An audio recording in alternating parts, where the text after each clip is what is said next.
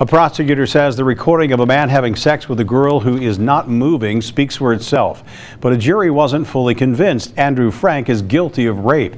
Angela Ingram shows us why both sides say it's how you interpret this video. A Clermont County jury split right down the middle, trying to decide whether Andrew Frank is guilty of rape. This was a tough case, an emotional case for both state, for the defense, for the defendant, and for the accuser.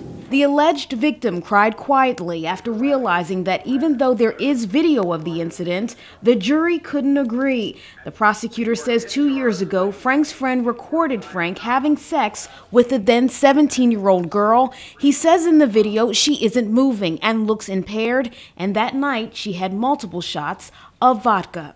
Obviously, when I see that video, I see something very clear. I see a crime.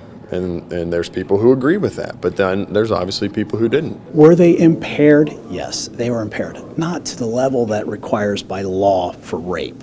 The accuser was a student at Loveland High School at the time. Frank is a St. X grad. On the recording, the girl is heard saying, quote, "You've got to stop."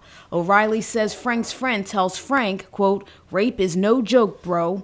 But both sides say it's all in how you interpret the recording. I think this again shows that you can have something on video and people see it strikingly different. When you're talking about 15 seconds of so many hours of interaction, that's where I'm really happy that the jury did look at all the events around the video. Both sides will be back here in court on the 13th of this month. The prosecutor says he'll have a conversation with the victim and her family, and he says on the 13th he will likely have a decision on whether he will retry this case. In Batavia, Angela Ingram, Local 12 News.